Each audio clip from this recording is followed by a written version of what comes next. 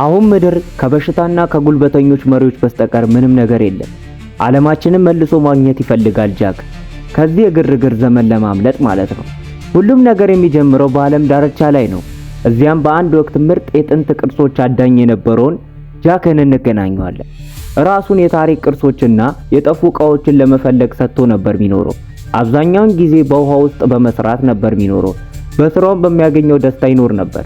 ነገር ግን አንድ ከፍተኛ የፀሐይ ሙቀት ነበልባል ሳይታሰብ ምድር ጨረር ይመታትና ሁሉም ነገር ወደ ጥፋት ተቀየረ። ያለምንም ማስጠንቀቂያ ዓለም ጨለመችና ወደ ትርምስ ውስጥ ገባች። የኤሌክትሪክ ዕቃዎች በሙሉ እስኪቃጠሉ ድረስ መስራት አቆመው ነበር። ለጥቂት ጊዜ መንግስታት ሁሉንም ነገር ያስተካክላሉ የሚል ተስፋ ነበር። ግን ያ ከንቱ ህልም ብቻ ሆኖ ቀረ። ምክንያቱም የጦር መኮንኖች የራሳቸውን ጥቅም ብቻ በማሰብ የራሳቸውን ጨዋታ ተጫወቱ። አሁን ከ6 ዓመት በኋላ ጃክ በረሃብ የተመቱ ከተሞችን ሲያቋርጥ እናያለን። በእነዚህ ዓመታት ውስጥ ምግብ፣ መድኃኒትና ነዳጅ እንዴት እያለቀ እንደመጣ እያስታወሰን በዚህ ሁሉ ውስጥ እንኳን ሁልጊዜ በሚያውቀው ብቃቱ በህይወት ለመቆየት ችሏል። ዓለም ይበልጥ አደገኛ ቦታ ብትሆንም በዚህ በፈረሰች ከተማ ውስጥ ውድ ዕቃዎችን መፈለጉን ቀጥሏል። በዚህ ጊዜ በሚስጥራዊ የቤተ መጻሕፍ ግድግዳ ጀርባ ያለውን ውድ ዕቃ ለመውሰድ በአንድ ወቅት ሀብታሞች ይኖሩበት በነበረው ከፍተኛ ሰገነት ውስጥ ገብቶ በሩን መስበር አለበት። ጠንካራም ስለነበረ ቦምብ አጥምዶ በማፈንዳት ከፈተው። በሩንም ከከፈተው በኋላ ባትሪ አብርቶ የኤሌክትሪክ ሳጥኑን ፒን ኮድ ስለነበረው ለመክፈት ብቃቱን ይጠቀማል። መጀመሪያ ግን የተቆለፈውን ለመክፈት ትክክለኛውን የቁልፍ ፊደል ማግኘት እና ብቃቱን በመጠቀም ትክክለኛ ፊደሉን አውቆ ከፈተው። በውስጡ ወደ መጨረሻው ሳጥን የሚመራውን ፍንጭ ያገኛል። እሱም በውስጡ ውድ የሆነ ጥንታዊ ቫዮሊን ይይዛል። በድንገት የተረፉ ሰዎች መንጋ ወደዛ ቦታ ሲገቡ ሰማ። የውሸት የፖሊስ ልብስ የለበሱትን እነዛ ቡድኖች ቫዮሊኑን ለመንጠቅ አቅደዋል። ጃክ መሳሪያውን በማሳየት እንዲያፈገፍጉ ያደርጋል። ግን አንዳቸውም በቁም ነገር አልወሰዱትም። ከዚያም እነሱን ለመጣል መተኮስ እንደሚያስፈልገው ገባውና ይተኩሳል። የሰውነት ፍልሚያ ብቃቱን በጥቂት ሰከንዶች ውስጥ ሁሉንም እንዲያጠፉ ያስችለዋል። የተገኘው ሀብት ከፍተኛ ጥበቃ ወዳለበት ቤተ መንግስት ይወስዷል። እዚያም በታሪክ ውስጥ ትልቅ ሚና ያላቸው እውነተኛ ቅርሶች ለእይታ ቀርበዋል። የእነዚህ ቁሶች ሰብሳቢ ራሱን ንጉስ ኦገስት ብሎ የሚጠራው ሰው ነው። ጃክ እሳቸው ፊት ለፊት ከመገናኘቱ በፊት በጣም አደገኛ የሆነ ስራ ቀረቡለት። እሱ ግን ወዲያው እምቢ አለ። እሱን ደግሞ ወደ በሽታና ሰው በላዎች ወዳሉበት ወደዛ ክፉ ወደ ሆነው ቀጠና ሊልኩት ይፈልጋሉ። ጃክ ግን ለአፍታም ሳይከራከራቸው ጥሏቸው ይወጣል። ይሄ ንጉስ ኦገስትን አላስገረመው። የጃክን እውነተኛ ምኞት በደንብ ያውቃል። ቀሪ ዘመኑን በመርከብ ላይ በነፃነት መኖር፣ ከፈረሰው ዓለም ርቆ የወደፊት ህይወቱን የመጠበቅ ሐሳብ ላይ አጥብቆ ሙጥኝ እንዳለ ይህንን ስለተረዳ ንጉስ ኦገስት በጃክ እምቢ ማለት ምንም አልተገረመም ነበር። ጃክም ወደ ራሱ ወደብ ለመድረስ አደገኛ የሆነውን የከተማውን ጎዳና ያቋርጣል። ወደቡም ሌቦች እንዳይረብሹት በወጥመዶች የተሞላ ነበር። እዚያም በመጨረሻ የቀረው ብቸኛ ጓደኛው ታማኝ ውሻ ነበር። ቢሆንም ጃክ ቀሪውን ቀን ቤት ብሎ በሚጠራት መርከብ ውስጥ በመጠጥ ራሱን ሰጥሞ ያሳልፋል። አንድ ቀን ከወደቡ ወጥቶ ወደ ሰላማዊ ባህር ለመጓዝ እያለመ በዚያው ቅዠት ውስጥ እያለ ግን ከውጪ የሚሰማ ድምጽ ቀሰቀሰው። ወታደር የመሰለ ሰው ሊያነጋግረው ሲሞክር አንድ ወጥመድ ውስጥ ገብቶ ተገልብጦ ተሰቅሏል። ያም ሰው ንጉሱ ጃክን ለማውራት እንዲጠራው የላኩት መሆኑን ነገረው። ጃክ ወደቡ ላይ ለመገናኘት ተስማማ። እዚያም ጥሩ ምግብ ተዘጋጅቶለት ንጉሱ የጃክን ብቃት የተለየ መሆኑን አመኑ። ስራውን የሚጨርስበት ፍጥነትና ጥራትም ማንም አይመጥነውም እያሉ ያሞግሱት ጀመረ። ንጉሱም ከዓለም ፍጻሜ በኋላ እንዴት ግዛታቸውን እንደገነቡና ከሌሎች ተለይተው ለመኖር ብዙ እንደደከሙ ተናገሩ። ጃክ ግን ፈጥኖም ይሁን ዘግይቶ የተራቡ ሰዎች ወደ እነሱ ምሽግ እንደሚመጡ ተረዳ። በመጨረሻም ንጉሱ ሐሳቡን አቀረበ። ወደ ፈረንሳይ ሄደ እውነተኛውን የሞናሊዛን ስዕል እንድታመጣ እፈልጋለሁ ብሎ ይጠይቀዋል። ጃክ በመጀመሪያ እምቢ አለ። ምክንያቱም ፈረንሳይ በሰው በላዎችና በበሽታ የተሞላች መሆኗን ያቅ ነበር። ነገር ግን ንጉሱ የፈረንሳይ መንግስት ቅርሶቹን ወደ ሚስጥራዊ መደበቂያ እንዳዘዋወሩ ይነግረዋል። ጃክ ስራው ሊሳካ እንደሚችል ተረድቶ አንድ ቅድመ ሁኔታ ቀረበላቸው። በምላሹ የሚፈልጋትን መርከብ በምግብና ቁሳቁስ ተመልታ እንዲሰጡት ጠየቀ። ጃክ ባቀረበላቸው መደራደሪያ መሰረት ስምምነቱን ተስማሙና ጃክ ለውሻው ተሰናብቶ ጉዞ ጀመረ። ለረዳቷም እኔ ባልመለስ ውሻዬ እንዳያራብ ብሏት ይሄዳል። ጃክ በሞተር ሳይክሉ ወደ ፈረንሳይ ከተማ አውሮፕላን ማረፊያ አመራ። ስለ አውሮፕላኑ ጥራት ቢጠራጠርም ከንጉሱ ጋር ተስማምቶ ንጉሱ በፈረንሳይ ካለ መረጃ ሰጪ ጋር እንዲገናኝ መመሪያ ሰጡት። ጃክ ስለ አሮጌ አውሮፕላን ቢጨነቅም ንጉሱ ግን በረራው ዛሬ ምሽት 4 ሰዓት ላይ ይነሳል ብለው አሰናበቱት። በረራው ተጀመረ። አውሮፕላኑ ከፍ እያለ ሲሄድ ግን ጃክ ተጨነቀ። አውሮፕላኑ መነቃነቅ ጀመረ። ፓይለቱም የነዳጅ ችግር እንዳለ ነገረው። ፓይለቱም ለጃክ ከጀርባ የሚታሰረውን የመዝለያ ፓራሹት እንዲያስር ነገረው። ጃክም ፓራሹቱን ራሱ ላይ አሰረና ከዚህ በፊት ግን ከአውሮፕላን ዘሎ ስለማያውቅ ዛሬ ግን ግዴታ ሆኖበት ያንን ማድረግ እንዳለበት ስላሰበ ግዴታ ተገዶ ፓራሹቱን ራሱ ላይ አሰረ። ከሰዓታት በኋላ ጃክ አውሮፕላን ውስጥ ተኝቶ ህልም እያየ እያለ ፓይለቱ የንጉሱ ጠላቶች የጄኔራል ቮልኮ ጦር እያጠቁ መሆኑን ነገረው። ጃክ ወደ ጨለማው ሌሊት ዘለለና ፓራሹቱን በጊዜ ከፍቶ በህይወት ምድር ላይ አረፈ። ያረፈበት ቦታ ግን አስፈሪ ነበረ። በየቦታው እሳትና የሰው ሬሳዎች ይታዩ ነበር። እንደ ገሃነም በር ነበር ያ ቦታ ላይ። በፈረንሳይ ምድር ላይ እንደወረደ ጃክ ትላልቅ ታንኮች ወደሱ ሲመጡ ተመለከተ። ወዲያውኑ ራሱን ለመከላከል ወደ ጨለማው ጥላ ውስጥ ተደበቀ።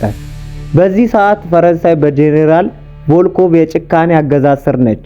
ጄኔራሉ በቼዝ ጨዋታ በጣም የተጠናወተ ሰው ነው። እያንዳንዱ የጦርነት ድል እንደ ቼዝ ጨዋታ ነው የሚያየው። ቮልኮቭ ራሱን በጣም ጎበዝ አድርጎ ስለሚቆጥር የማይመጥኑትን ተጋጣሚዎቹን በኪሱ በያዛቸው ሽጉጥ ያለምንም ርህራሄ ይረሽናቸው ነበር። በዚህ መሃል አንድ አውሮፕላን እንደወደቀና አንድ ሰው በፓራሹት እንደወረደ መረጃ ደረሰው። ወዲያውኑ ያ እንግዳ ሰው በህይወትም ይሁን በሞት እንዲያዝ አዘዘ። ጃክ በፈረሱት የፈረንሳይ ጎዳናዎች ላይ እየሄደ እያለ የጄኔራሉ ወታደሮች ምግብ የሚሰጠው ለታማኝ ዜጎች ብቻ ነው እያሉ ሲያስፈራሩ ሰማ። ጃክ እንዳይታወቅ ልብሱን ቀይሮ ሊያመልጥ ሲል ወታደሮች ከበቡትና ቦርሳው እንዲፈተሽ አዘዙት። ጃክ ግን እጁን አልሰጠም። በሚገርም የሰውነት ፍልማ ብቃቱ ሰዎቹን ሶስቱን ወታደሮች መሬት ላይ ዘረራቸው። ሌላ ወታደር መጥቶ ሊተኩስበት ሲል አንድ የሚገርም ድንገት ተከሰተ። የንጉስ መረጃ ሰጪ የሆነችው ድሪያ ደርሳ ወታደሩን በመጣል አዳነችው። ድሪያ ጃክን ይዛው ወደ አንድ አሮጌ ቤተክርስቲያን ሸሸች። እዚያም አንድ ደግ ቄስ ተቀበላቸውና የሚበላና የሚጠጣ ሰጥቷቸው ቄሱ ለጉዟቸው የሚሆን የታጠቀ መኪናና ካርታ አዘጋጀላቸው። ድሪያን የጃክን ቁስል እያከመችለት ሳለ ጃክ እውነተኛ ኃይል ያለው በሰዎች መታመን ላይ እንጂ በጉልበት አይደለም በማለት ለንጉሱ ኦገስት ምንም አይነት እምነት እንደሌለው በግልጽ ነገራት። በድንገት የቤተክርስቲያኑ ሰላም ተናወጠ። የጄኔራል ቮልኮቭ ጦር በታንክና በብዙ ወታደሮች ከበባቸው። ቄሱ እኔ ሰዓት እገልላችኋለሁ፣ እናንተ ግን አምልጡ በማለት መስዋዕትነት ለመክፈል ወሰኑ። ቄሱ ወታደሮቹን በሃይማኖታዊ ንግግር ሊያታልሏቸው ቢሞክርም አልተሳካላቸውም። ጦርነቱ ተጀመረ። ቄሱ ጥቂት ወታደሮችን ቢገሉም በመጨረሻም በጠላት ጥይት ሕይወታቸው አለፈች። ድሪያና ጃክ ግን በዛ በምርጡ መኪና የቤተክርስቲያኑን ግድግዳ ጥሰው ወጡ። የሚገርም የሚያስደስት ትርኢት ቀጠለ። ሞተረኞቹና ታንኮቹ ይከተሏቸው ጀመር። ድሪያን ከመኪናው መስኮት ወጥታ ቦምቦችን በመወርወር ጠላቶቻቸውን እያጋያቸች፣ ጃክ ደግሞ መኪናቸውን በከፍተኛ ፍጥነት እየነዳ ታንኮቹ እርስ በርሳቸው እንዲጋጩ በማድረግ አመለጡ። በሌላ በኩል በለንደን ያለው ንጉስ ኦገስት ስለ ቄሱ ሞት ቢሰማም ቅንጣት ያህል ሳይጸጸት ስዕሉን ማግኘት እንዳለበት አጥብቆ አዘዘ። ሌሊት ላይ ጃክ እና ድሪያ እሳት አንድደው ተቀመጡ። ጃክ ንጉሱ ለአንድ ስዕል ሲሉ ለምን ይሄ ሁሉ ሰው ይገብራሉ ብሎ ጠየቀ። ድሪያ ግን አንተም መርከቧን ለማግኘት ይህ ሁሉ አደጋ አልገባህም ወይ በማለት መለሰችለት። በንግግሯ መሃል ድሪያ ለጃክ ያላትን አክብሮት ለመግለጽ ትንሽ የወረቀት መርከብ ሰራችና ሰጠችው። ይህ ለጃክ ትልቅ ትርጉም ነበረው። ጉዟቸውን ቀጠሉ። ስዕሉ ወዳለበት ቦታ ደረሱ። ነገር ግን መጋዘኑ ውስጥ ሲገቡ ሁሉም ነገር ተዘርፎና ባዶ ሆኖ አገኙት። አንድ ሰው ቀድሟቸው ወስዶታል። ጃክ ግን ተስፋ ሳይቆርጥ አካባቢው ሲፈትሽ አንድ ሚስጥራዊ ማስታወሻ ደብተር አገኘ። በዚያው ቅጽበት ከህንጻው በላይ ብዙ ሰው በላዎች ከቧቸው። ጃክ ግን በፍጥነት በሰራው ቦምብ አካባቢውን አጋይቶ ድሪያን ይዞ አመለጠ። አሁን እውነተኛው ስዕል ያለበትን ሚስጥራዊ ቦታ አውቋል። ጄኔራል ቮልኮቭ ዱካቸውን ተከትሎ መጣ። ጃክና ድሪያ ስዕሉ ወዳለበት አሮጌ ከተማ ደረሱ። መጋዘኑ ጥብቅ ጥበቃ ይደረግበታል። ጃክ በጠባብ የአየር ማስተላለፊያ ቀዳዳ ውስጥ ገብቶ ወደ ውስጥ ገባ። ድሪያ ደግሞ ከውጪ ሆና የኤሌክትሪክ ኃይሉን ልታቋርጥ ሞከረች። ጃክ ሊያቋርጠው ከሚችለው ትልቅ የአየር ማራገቢያ ፋን ጋር እየታገለ ሳለ ድሪያ በስተመጨረሻ የኤሌክትሪኩን አጠፋችና ጃክ ተረፈ። ጃክ በውሃው የተሞላ ረጅም ዋሻ ውስጥ በትንፋሽ ታግሎ ዋኘ። በመጨረሻም ስዕሉ ወዳለበት ክፍል ደረሰ። ስዕሉን ሲያየው ግን ደነገጠ። ከሞናሊዛ ስዕል በስተጀርባ የተደበቀው ዓለምን ሊያጠፋ የሚችለው ግዙፍ አቶሚክ ቦምብ ነበር።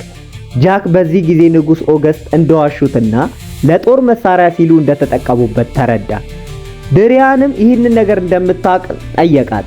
ድሪያም አዎ አውቃለሁ፣ እውነቱን አውቃለሁ ብላ በምትነግርበት ሰዓት ላይ እውነቱን እያወቅሽ ነው እንደዚህ ያደረግሽ ብሎ በሚናገርበት ሰዓት ላይ ድሪያም ለጃክ ነገረችው።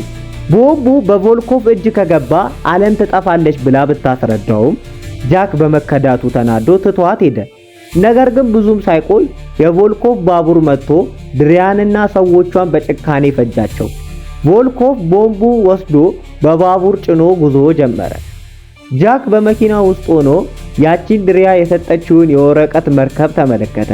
ሕሊናው አልረካ አለው። መርከቧን ብቻ ሳይሆን ሰውንም ማዳን እንዳለበት ተረድቶ ተመለሰ።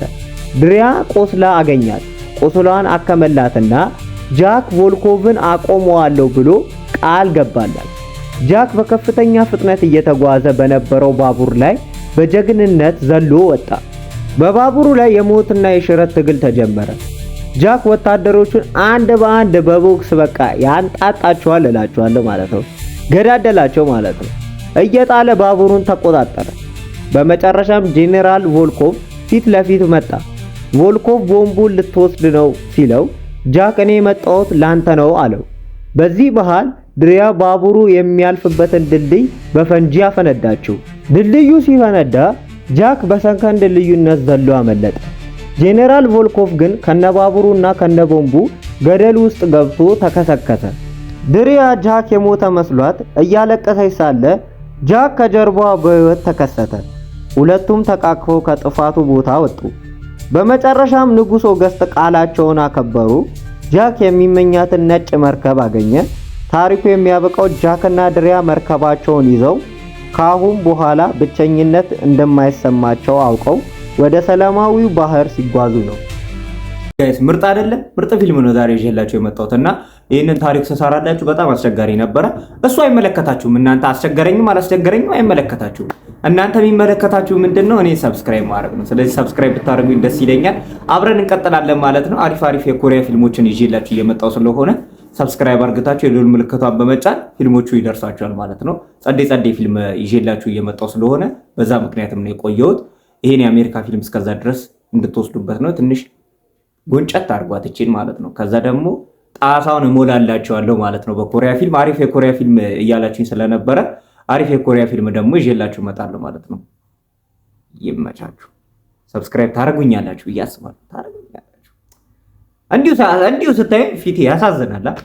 ለማንኛውም ሰብስክራይብ አድርጉኝ። ያው ይሄንን ለማለት ነው ዋና ምክንያቴ፣ ሰብስክራይብ አድርጉኝ ለማለት ነው። መጥቶ ኮሪያ ፊልም ይዤላችሁ እመጣለሁ ሰብስክራይብ እንዳደረጋችሁ ማለት ነው። ባይዘዌ ማለት ነው ከፊልሞች ሪቪው ካደረኩላችሁ በኋላ ፊልሞቹን በአጭሩ ካቀረብኩላችሁ በኋላ መጨረሻ ላይ አሪፍ የሆነ ቲፕ ነገር ሰጣችኋለሁ። እሱን መጨረሻ ላይ ሌላ ጊዜ በመለቀላችሁ ላይ ታገኙታላችሁ ማለት ነው። አሪፍ የሆነ ነገር እዛ ላይ ትንሽ ጣል አደርግላችኋለሁ ማለት ነው። ይመቻችሁ። ታሜ ነኝ። ለማንኛውም ስሜን ለማታውቁ ሰዎች ታሜ ይባላለሁ ማለት ነው። ወሬ አብዛ ውጣልን እያላችሁ ነው። ይኸው ወጣላችሁ ባዩ። ለማንኛውም